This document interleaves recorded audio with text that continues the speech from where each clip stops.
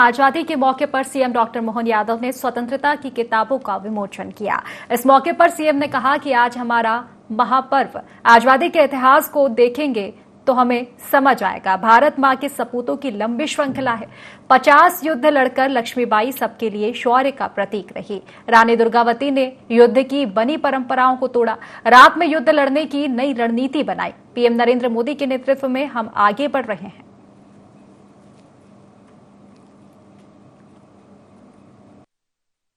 जिन किताबों का विमोचन हुआ है, सच मानो ये बहुत बड़ा दस्तावेजीकरण है।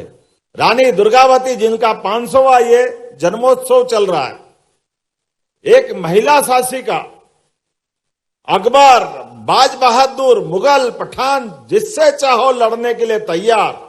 और एक बार नहीं, 2 बार नहीं, 3 बार नहीं, 50 युद्ध अपने बलबूते पे जीत के दिखा करके हमारे सारे भारतीयों के लिए सदैव आकर्षण का केंद्र रही है। आजादी का पर्व अगर मना रहे हैं तो ऐसे सारे वीर सपूतों को याद रखने की जरूरत है। कहां झांसी की रानी को हम याद करते हैं, खूब लड़ी मर्दानी, वो तो झांसी वाली रानी है। हमको झांसी की रानी को भी याद करना, और हमारे चंद्रशेखर आजाद जिनने अपने रिवाल्वर से जीते जी वो रानी दुर्गावती का बलिदान, इधर चंद्रशेखर आजाद का बलिदान।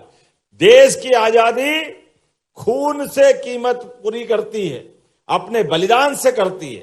और मुझे गर्व है इस बात का, और आप सबको भी गर्व होना चाहिए। बदलते दौर में यशस्वी प्रधानमंत्री के नेतृत्व में देश आगे बढ़ रहा है। नरेंद्र मोदी जी के नेतृत्व में हमें इस बात का गर्व है।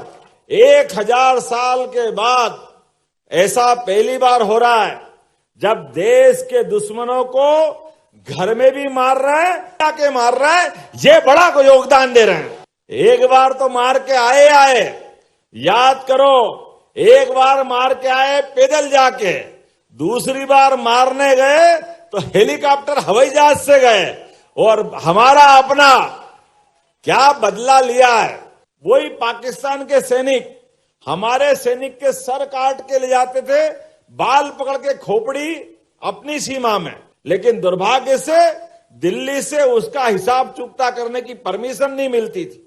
सैनिक अपने हाथ, अपनी मुट्ठियां बांध करके बदला लेने के लिए तड़पते थे।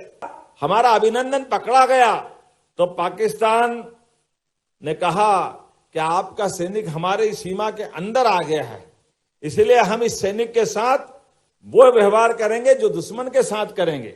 उन्होंने कहा जैसे तुम्हारे आदमी ने हमारी सीमा पे आकर के आतंकवादी हमला कर दिया, अब वो हमने उनको लोकेट कर लिया, वो तुम्हारी सीमा में छिप के बैठे हैं, वो हमारे आदमी को मार रहे, हम तुम्हारे आदमी को मार रहे हैं, तुम्हारी फौज अब बीच में कहां गई।